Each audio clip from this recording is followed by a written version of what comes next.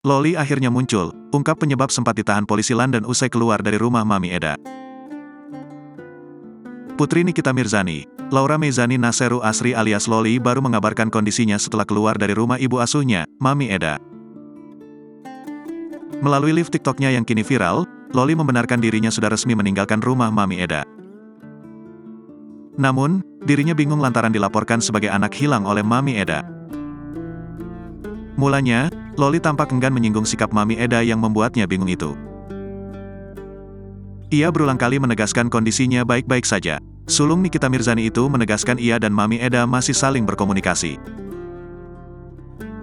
Loli merasa Eda sudah baik kepada dirinya. Meski mengaku baik-baik saja, Loli justru keceplosan mengungkapkan perlakuan Mami Eda yang membuatnya bingung. Aku keluar dari rumahnya Eda ya biar hidup aku lebih enak aja, gitu ya.